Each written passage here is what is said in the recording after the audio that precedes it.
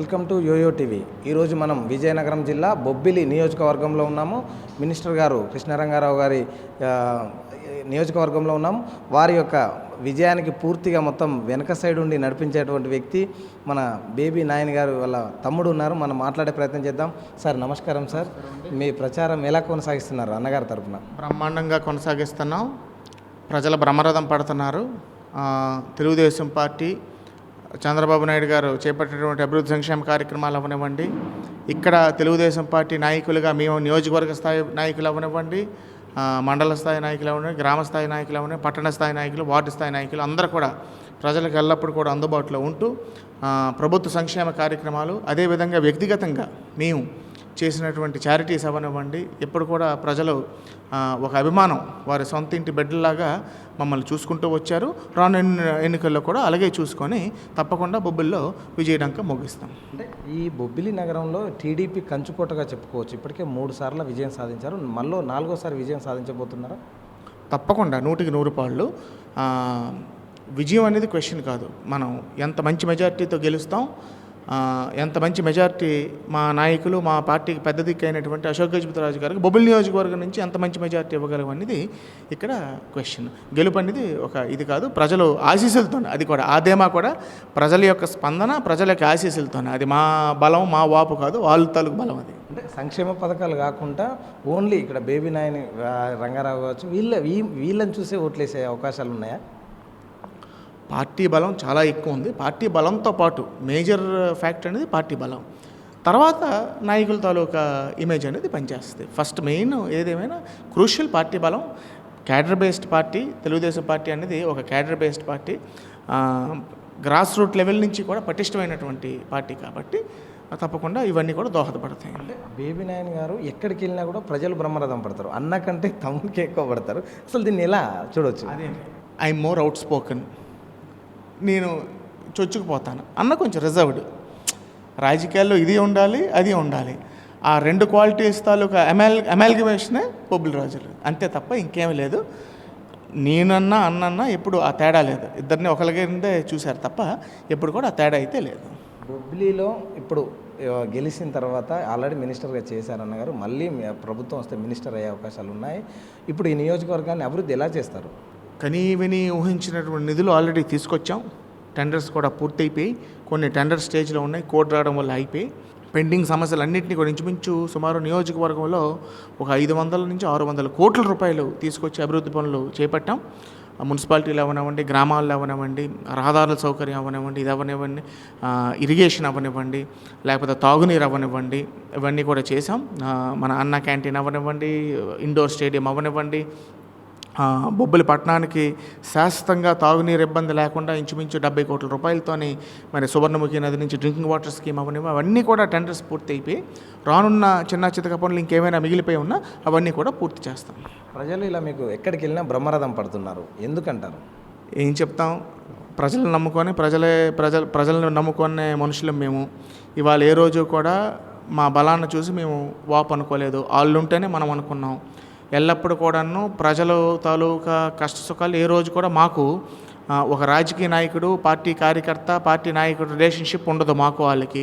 ఎప్పుడు కూడా ఒక వాళ్ళ ఇంట్లో పెళ్ళైనా, మా ఇంట్లో కార్యక్రమం అయినా వాళ్ళు వచ్చి అందరూ కూడా వచ్చి మా ఇంట్లో కుటుంబ సభ్యుల్లాగా పాల్గొంటారు. అదే వాళ్ళ ఇంట్లో కష్టం వచ్చినా సుఖం వచ్చినా మనం వాళ్ళతో కలిసిపోయి మనం చేస్తాం. ఒక మంచి రిలేషన్షిప్, సహృదయం. ఇప్పుడు చాలామంది వాళ్ళ ఎన్నికల నెల రోజులే కనిపిస్తారు. తర్వాత పక్కింటోడు చనిపోయినా వెళ్ళే తీరిక లేని వాళ్ళు ఇవాళ ఒక దోమ సేమ కుడితే కడత కాసిన వాళ్ళు కూడా ఇవాళ పరామర్శకు వెళ్తున్నారు. ప్రజలు అవన్నీ కూడా గ్రహిస్తున్నారు. పక్కింటోడు దాహంతో చచ్చిపోతున్నాడని కూడా మంచినీళ్ళు పోయిన వాళ్ళు ఇవాళ ఒక ఎలిక్కో పిల్లికో దాహం వేస్తుంటే కెమెరాల ముందు పోజులు ఇచ్చి దాహం తీర్చే నాటకాలు ఆడుతున్నారు. అవన్నీ కూడా ప్రజలు గ్రహిస్తున్నారు. ఒక పర్సనల్ రిలేషన్షిప్ ప్రజల మధ్యన, నాయకుడి మధ్యన ఉండడం వల్ల ఈ అభిమానం అని నేను అనుకుంటున్నాను. ప్రత్యర్థులు అసలు బొబ్బిలి నియోజకవర్గం అభివృద్ధి జరగలేదు, ఇప్పుడు ఇక్కడ మేమే విజయం సాధిస్తామని అంటున్నారు. అసలు ఎలా అభివృద్ధి సాధించలేదని వాళ్ళంటే అవ్వదు కదా, ప్రజలు అనాలి. ఇవాళ అన్ని నిధులు వాళ్ళు క్లాస్ 1 కాంట్రాక్టర్స్, వాళ్ళ ఫ్యామిలీ మెంబర్స్ తీమనండి జీవో తీసి ఈ రోడ్డు మంజూరు అవ్వలేదు, ఇది శాంక్షన్ అవ్వలేదు అని వాళ్ళు నిరూపించమనండి. వాళ్ళు నిరూపించడం చేత కాదు వాళ్ళకి. ఇవాళ గ్రామాల్లో వెళ్ళి అభివృద్ధి జరిగి ఇప్పుడు టెండర్ ఒక రోడ్డుకి 2 కోట్ల రూపాయలు శాంక్షన్ అవుద్ది. టెండర్స్ పిలాలి, టెండర్స్ ఆమోదం. మీకు ఒక ఉదాహరణ చెప్తాను. కొండకింగ్ రోడ్డు ఉంది, రామభద్రపురం మండలం కొండకింగ్ రోడ్డు. మినిస్టర్ గారు శాంక్షన్ చేయించారు. దానికి శిలాపలకం వేసి ఇంచుమించు 2 నెలలు అయింది. శాంక్షన్ అయ్యి 3 నెలలు అయింది. ఇవాళ వాళ్ళకి వచ్చింది, వాళ్ళు ఎవరైతే మా ప్రత్యర్థి ఉన్నారో వాళ్ళకే వచ్చింది ఆ కాంట్రాక్ట్. ఇవాళ ఒక పిడికిడి మట్టి ఎందుకు పోయలేదు? వాళ్ళు పిడికిడి మట్టి పోసి కాంట్రాక్ట్ చేస్తే మనకు ఎలక్షన్ల ముందు మంచి పేరు వస్తుందని ఎలక్షన్లు అయ్యాక తీరిగ్గా వాళ్ళు చేసుకుంటారు. ఇలాంటి ద్వంద్వ వైఖరితో ఇలాంటి తప్పుడు రాజకీయాలు చేస్తున్నారు. ప్రజలందరూ కూడా చదువుకున్న వాళ్ళు, విజ్ఞులు, చదువు లేని వాళ్ళకి కూడా విజ్ఞులు ఎవరు ఏంటనేది అందరికీ తెలుసు. బొబ్బిలి గడ్డపై మీరు ఎంత మెజార్టీతో గెలుస్తారు? గెలుపు అయితే తథ్యం. మెజారిటీ అనేది ప్రజల తాలూకా దయ, ప్రజల తాలూకా ఆశీస్సులు, ప్రజల తాలూకా దీవెనలు. మంచి మెజారిటీతో, కంఫర్టబుల్ మెజారిటీతో గెలుస్తామని నేనైతే భావిస్తాను. ప్రజలకు ఏం చెప్పదలుచుకున్నారు మీరు, అంటే ఇక్కడ నియోజకవర్గానికి సంబంధించింది?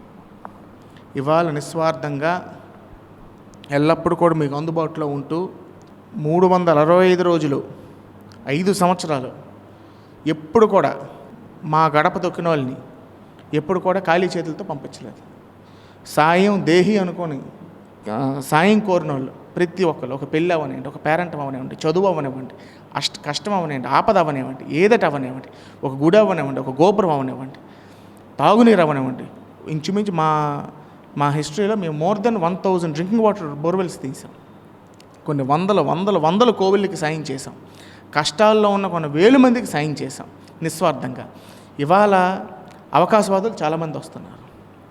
ఇవాళ దురదృష్టవశాత్తు అనేకమైనటువంటి నినాదాలతో వాళ్ళకి కులం, వెనుకబడిన తరగతులు, ఈ బీసీస్ లాగాను ఎలక్షన్స్ అప్పుడే గుర్తొస్తాయి వాళ్ళకి. ఎలక్షన్స్కి 6 మాసాల ముందే ఇవన్నీ స్టార్ట్ చేస్తారు. ఇవన్నీ బొబ్బిలి నియోజకవర్గ ప్రజలు చూసేశారు. ఇవన్నీ కూడా 2004 నుంచి ఈ వేషాలు, ఈ నాటకాలు చూస్తున్నారు. సో కాబట్టి ఇవన్నీ కూడాను ప్రజలు గ్రహించారు కూడా.